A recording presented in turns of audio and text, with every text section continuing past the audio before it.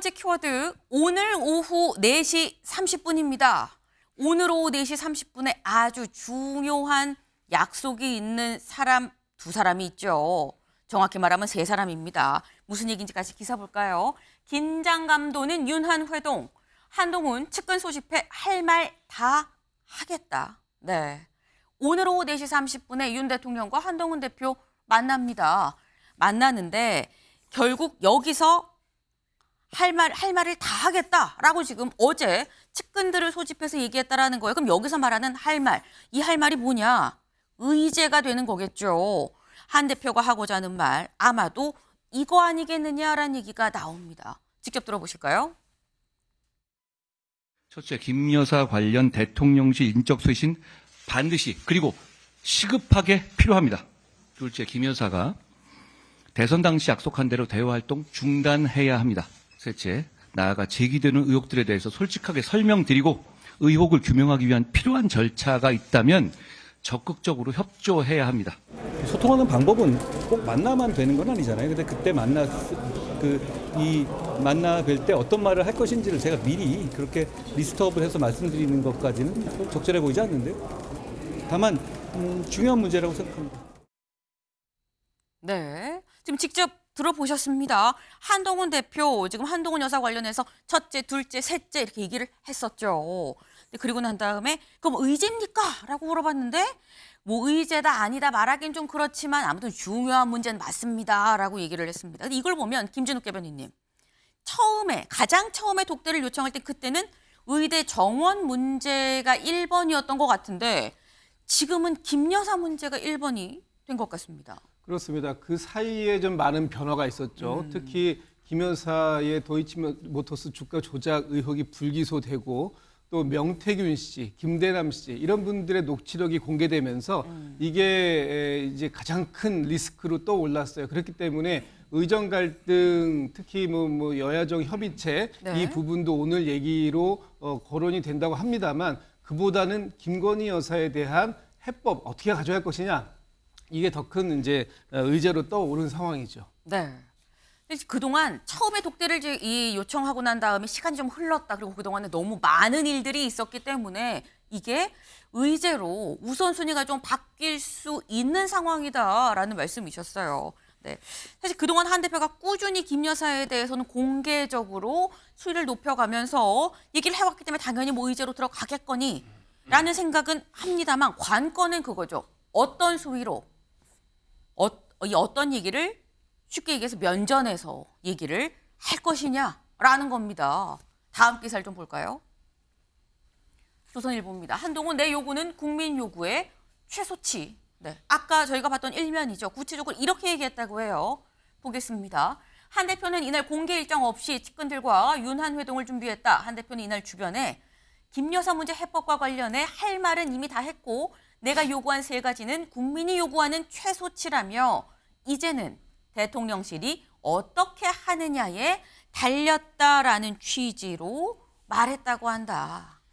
이제 어떻게 할지는 대통령실에 달렸다라고 얘기를 했다라는데 정확히는 대통령실이 아니라 윤 대통령한테 달렸다라고 얘기를 하는 거겠죠. 김기영 대변인님. 네. 주어가 윤 대통령이라고 하면 윤 대통령은 얼마나 요구를 수용할 거라고 보십니까?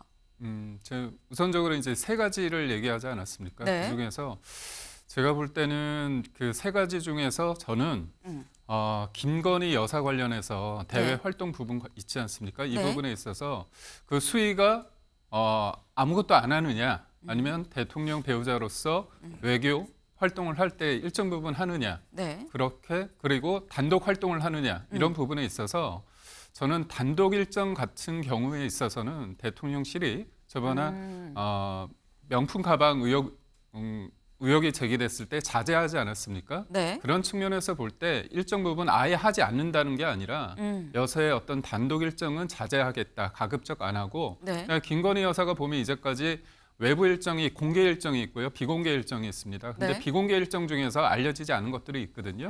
그러니까 그런 것 중에서 굉장히 낮은 자세에서 하는 그런 일정, 비공개 일정 그런 부분에 있어서 문제가 없다면 그런 일정을 하는 게 어떤가 그런 것들은 한동훈 대표와 좀 얘기를 하면서 네. 그러니까 김건희 여사의 문제는 뭐냐면 본질적인 것도 본질적인 거지만 그거를 해석하고 인식의 차원의 문제가 있기 때문에 네. 그거를 좀 접점을 좀 찾을 수 있지 않을까 그런 생각을 해봅니다. 지금 일단 예시를 활동 중단 요청 부분에 일단 한정해서 좀 말씀을 주셨어요. 예를 든다면이라면 말씀이신 건데 여러 가지 단계가 있기 때문에 활동 중단 중에서도 뭐 비공개로 낮은 자세 부분도 있고 대외적으로 단독 활동을 하는 것까지 쭉 있다고 하면 그중에서 어디까지는 되고 어디까지는 안 하고 요 부분까지도 좀 디테일하게 들어가서 좀 구분이 될 수 있는 거 아니겠느냐라는 말씀을 지금 하셨습니다.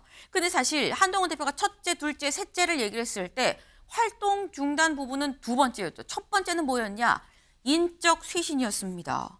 사실 한 대표의 1번 요구 이 인적 쇄신 처음에 한남동 뭐 7인방 얘기가 나왔을 때 그때 대통령실 얘기가 김수민 위원님. 그때 얘기가 인사권은 오직 대통령한테 있다. 대통령 라인만 있고 여사 라인은 없다라는 거였었거든요. 근데 여사 라인이 없다는데 인적 쇄신안을 받을 수 있겠느냐? 그러니까 스탠스가 그렇다고 한다면 또 이런 얘기도 있습니다. 어떻게 보십니까? 네, 아마 이번 회동에서 인적 쇄신만큼은 윤석열 대통령이 받아들이기 비교적 어려운 그런 상황이 될 것 같아요. 활동 중단 같은 경우는 사실 그 자체로는 뭐 명확하고 구체적으로 어떤 정도의 활동 중단인지는 나와 있지 않기 때문에 예를 네. 들면은 대통령실에서 나중에 뭐 비공개 활동을 하겠다라고 한다든지 또 외교 사항의 의전에 필요한 활동을 하겠다. 이 정도로 얘기를 해서 절충을 할 수도 있는 문제입니다. 그런데 인적 쇄신 같은 경우는 사실 한동훈 대표가 인적 쇄신을 요구를 했는데 실제로 대통령실의 인사 교체가 이루어진다라고 네. 한다면 그거야말로 정말 인적으로 문제가 있었던 것이고 나아가서는 영부인 라인이 있었던 게 아니냐라고 하는 것을 인정하는 꼴이 되는 거거든요. 네. 그렇기 때문에 그리고 또 하필이면 그때 이제 만약에 교체가 이루어진다고 했을 때 그때 교체된 인사들에 대해서 이 사람들이 김건희 라인이구나라고 하는 낙인 효과도 생길 겁니다. 그런 의미에서는 대통령실이 이것을 받아들이기 어렵고 설령 어느 정도 받는다고 해도 네. 당장에 받아들이기는 어려울 거다라고 보여지는 거고 한동훈 대표도 고심을 해볼 만한 것이 네. 이게 결과적으로 받아들여지게 하려면 사실 떠들썩하게 인사를 교체하는 것보다는 은근슬쩍 좀 중간에 다른 걸로 시끄러울 때 그때 하는 게 더 나을 수도 있는 거거든요. 네. 근데 그런 기회라든지 타이밍은 또 언제인가 뭐 이런 문제도 있을 것 같습니다. 뭔가 스무스하게 좀 해결이 될 수 있는 방안도 있지 않겠느냐. 근데 인적 쇄신 부분은 오늘 얘기해서 예스라고 딱 답을 받기는 쉽지 않아 보인다라고 말씀을 하셨어요. 근데 사실 뭐 이 한동훈 대표가 뭘 요구할지는 공개적으로 첫째, 둘째, 셋째 했기 때문에 다 압니다. 아는데 관건은 그래서 아까 이게 나와죠. 대통령실이 어떻게 하느냐에 달려있다라고 한 대표 얘기를 했는데 다음 기사를 좀 볼까요? 한 공은 용산에 있다. 대통령실 경청하는 자리가 될 것이다.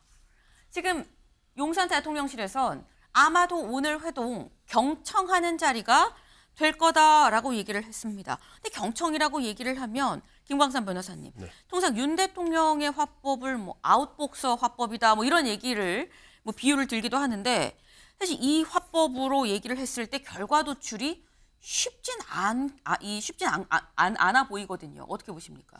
근데 경청하는 자리가 될 거란 말은 네. 이게 맞지 않아요.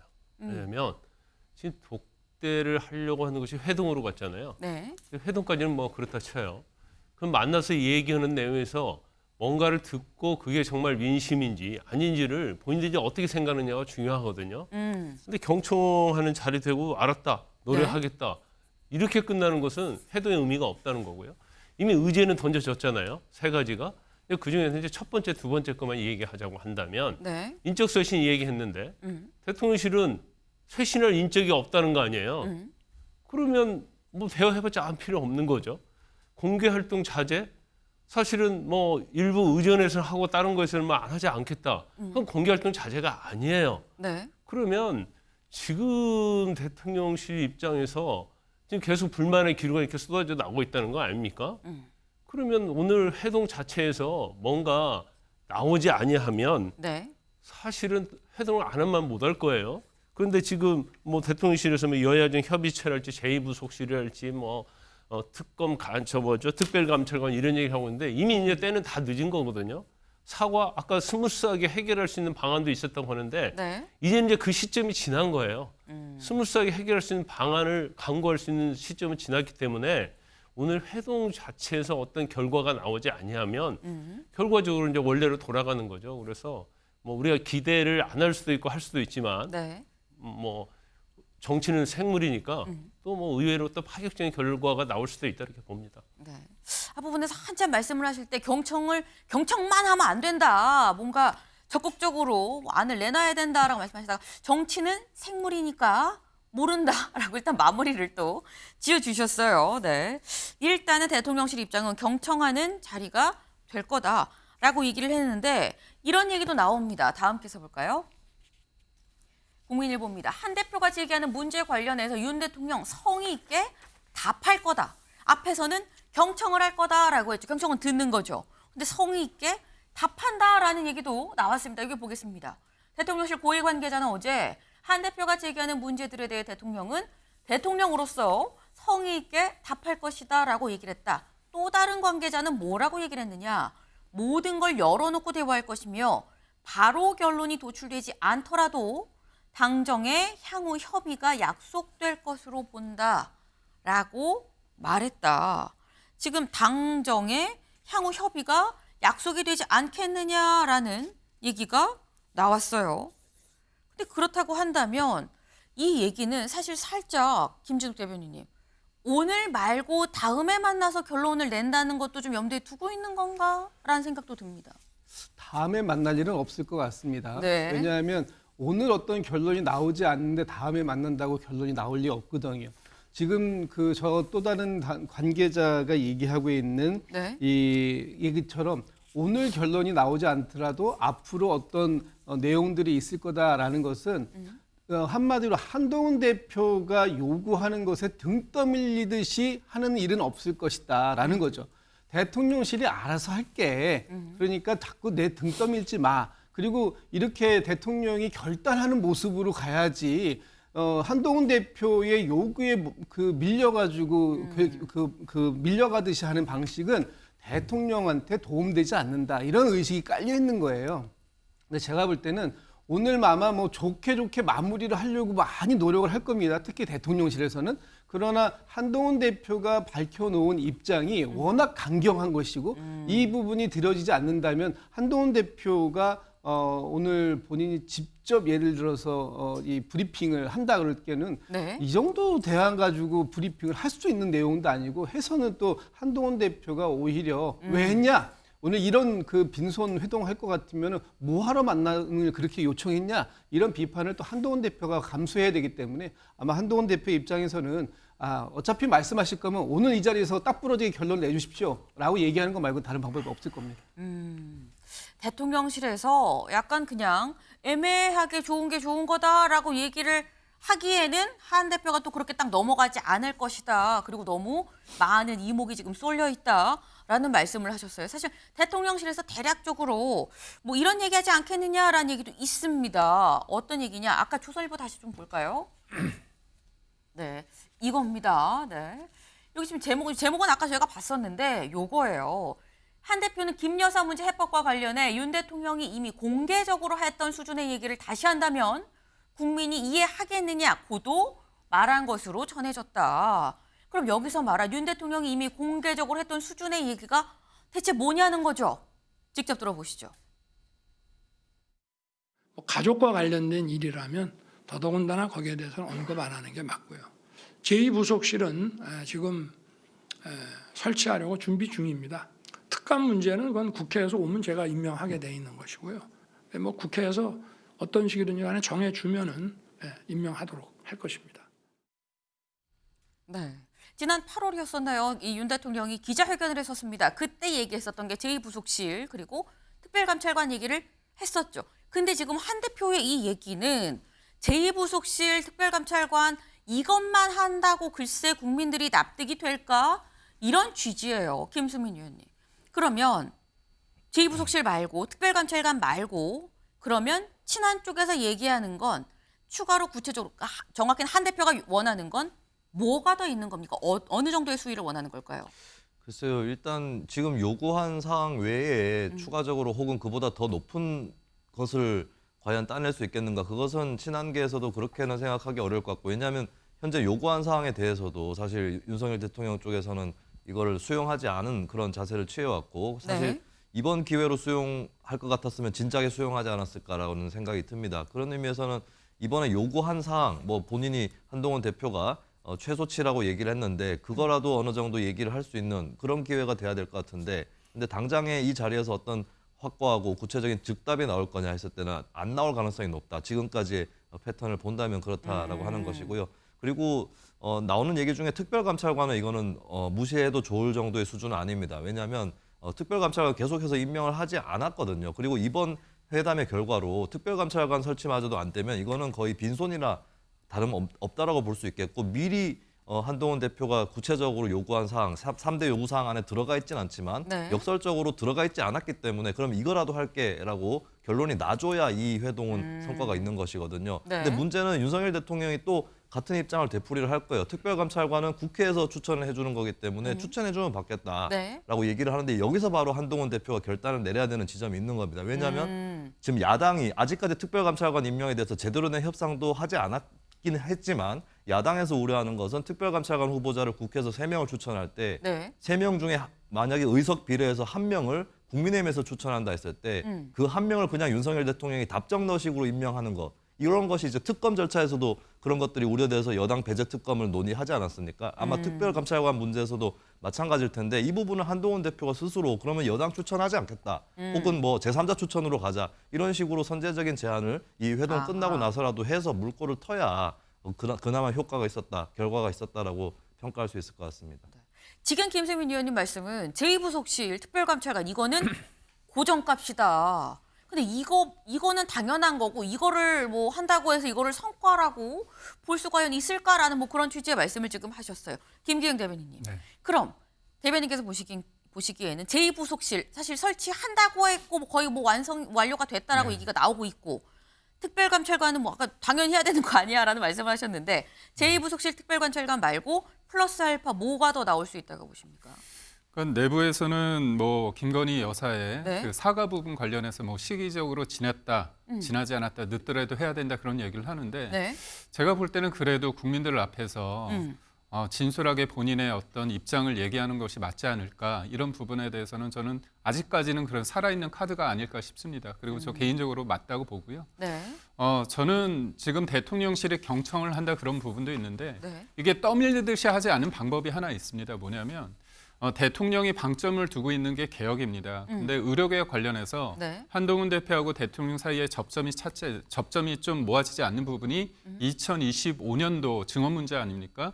그러니까 이게 현실적으로 지금 대학 입시가 진행되고 있기 때문에 25년 관련해서 이거를 흔드는 부분은 네. 어렵습니다. 현실적으로 어렵다는 부분이 많은 공감대가 있기 때문에 이 부분에 있어서 한동훈 대표가 의료계를 설득해서 대통령실, 정부의 입장을 좀 공고히 하는 쪽으로 하고, 여사 부분에 있어서는 본인의 어떤 의지와 어떤 그런 말을 한 것들을 좀 대통령한테 설득을 해서 가져온다면 저는 서로 간의 명분을 가질 수 있다고 봅니다. 그런 관점에서 볼 때 한쪽이 일방적으로 가져오거나 한쪽이 뭐 설득당하는 게 아니라 네. 저는 서로 간의 윈윈이 될 수 있는 여지가 충분히 있다. 그리고 이게 무엇보다도 두 분 다 검사 출신이기 때문에 이기고 지구의 싸움이 아니라 국민 앞에서 뭔가 겸손하게 기회를 준 만큼 이걸 살려야 된다는 절실함으로 돼야 된다고 봅니다.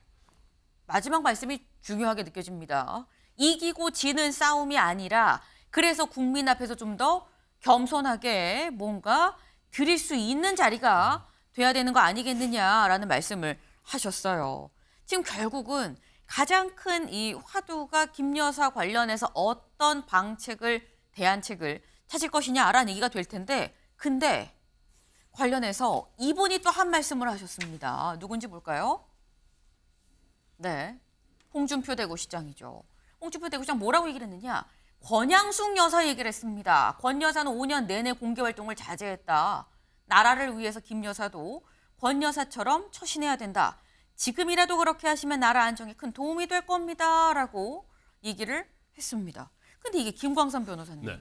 사실 항상 홍 시장이 뭐 김 여사를 옹호하거나 뭐 그러진 않았습니다만 김 여사를 비판하는 사람들을 비판을 했었거든요. 그런데 약간 이 입장은 다소 이 방향이 맞나? 라는 생각이 들 만큼 좀 뜻밖이에요. 그런 홍 시장이 저런 얘기할 정도 되면 김건희 여사의 리스크가 얼마나 대한민국을 흔들고 있는가, 이걸 우리가 알 수 있는 거예요. 그런데 저 의료개혁이랄지 여러 가지 뭐 4대 개혁 그런 것이 중요하죠. 그런데 김건희 여사에 관한 리스크에 대한 해법이 전제되지 않으면 이 개혁 같은 거 들으려고 하지 않아요. 그 모든 것이 블랙홀이 김건희 여사 리스크 아닙니까? 그래서 아무리 의료개혁을 잘 해결했다 하더라도 체코 가서 원전을 아무리 수주를 많이 했다 하더라도 동남아 가서 아무리 외교 성과가 많이 거뒀다 하더라도 국민들이 지금 관심이 없어요. 그 정도의 한 거의 레인더에 가까웠다는 거죠. 그래서 뭐 경청하고 그런 건 좋은데 네. 용산의 어떠한 태도랄지 용산이 인식해야 할 건 뭐냐면 김건희 여사의 리스크가 얼마나 큰지를 스스로 느껴야 하는데 이제 주위에 보면 워낙 뭐 그걸 별거 아닌 것처럼 말하는 사람들이 많이 있고 또 친윤이라고 한 사람들이 뭐 방송에 나와서랄지 아니면 SNS를 통해서 그 너무나 김건희 여사의 리스크에 대해서 얘기하지 않고 다른 얘기를 많이 하고 있단 말이에요. 네. 그 리스크를 제기하는 사람을 공격하는 일만 하고 있거든요. 그러면 대통령이 그런 사람에 둘러싸여 있어서 얼마나 여사의 리스크가 큰지 그것이 얼마나 여당과 대통령에게 부담이 되는지를 아직도 인식을 하지 못하고 있다. 그래서 오늘 회동 자체가 그러한 인식을 심어줄 수 있는 기회가 돼야 하는 거고 네. 또 거기에 대해서 이제 응답을 해야 하는 그러한 자리가 돼야 하는데 뭐 그 부분에 대해서는 뭐 아직도 그렇게 대통령이 심각하게 보고 있지 않을 수도 있다는 생각이 듭니다. 네. 지금 말씀은 이게 지금 대통령실이 좀 심각하게 이 사안을 보고 있지 않은 것 같다. 그래서 회동 잘 될까라는 내용이 약간 괄호치고 살짝 좀 담겨 있었어요. 근데 저희 지금 유튜브 댓글로 질문이 올라왔는데 차담이라면 면담 시간이 얼마나 될까요? 라는 얘기가 지금 올라왔습니다. 김진욱 대변인님. 시간 얼마나 보십니까? 회동 시간. 뭐 저녁 먹기 전까지 하면은 최소한 1시간 반에서 2시간 정도는 시간이 있는 거 아닙니까? 네. 아마 1시간 반에서 2시간 정도의 시간 동안 한동훈 대표가 그 할 수 있는 얘기할 수 있는 시간은 네. 극히 제한적일 것이다라고 봐요. 왜? 이미 한동훈 대표가 할 얘기는 네. 언론을 통해서 다 전달이 되어 있습니다. 그렇다면 나머지 시간 동안은 윤석열 대통령께서 당신이 왜 이걸 받을 수 없는지를 설명하는 긴 시간이 남아 있을 것이다라고 보여져요. 한동훈 대표가 지금 뭐 윤석열 대통령을 오늘 얼마나 설득할 수 있을지 저는 좀 부정적입니다. 네. 그 중에서도 지금 세 가지 중에 지금 우리가 이제 첫째, 둘째만 얘기했는데 저는 세 번째 문제 때문에 더 부정적이다라고 말씀드리는 거예요. 세 번째가 뭐냐 하면 김 여사의 의혹을 규명하기 위해서 협조해야 된다. 그런데 거기에 뭐가 있냐? 필요한 절차에 적극적으로 협조해야 된다라는 단서가 또 붙었어요. 그럼 여기서 얘기하는 필요한 절차는 뭘까요? 이게 뭐 특별 감찰관일까요? 저는 그렇게 보지 않아요. 지금 최소한 특검 이거를 수용해야 된다 이 얘기를 해야 되는데 그러면 야당이 전제하고 있는 특검을 그대로 무비판적으로 받을 거냐 이거는 아니더라 하더라도 여권에서 오히려 특검을 우린 이런 방식이라면 받을 수 있다 하는 네. 가이드라인을 던져주고 야당과 합의할 수 있는 타협할 수 있는 그런 가능성을 내게 주시오라고 얘기를 해야 되는데 과연 이 부분을 윤석열 대통령께서 받을 수 있을까요? 저는 절대 못 받을 거다. 그래서 오늘 대부분의 시간은 뭐 네. 1시간이 될지 2시간이 될지 모르겠습니다만 대부분의 시간은 윤석열 대통령의 시간일 것이다. 이렇게 생각합니다. 네. 지금 한동훈 대표가 첫째, 둘째, 셋째 얘기한 거에서 세 번째 의혹 규명에 적극적으로 좀 협조를 해야 된다라는 거. 이거 결국 특검법 얘기를 하는 건데 이거를 윤 대통령이 받을 수 있겠느냐라는 지금 그 말씀을 하셨어요.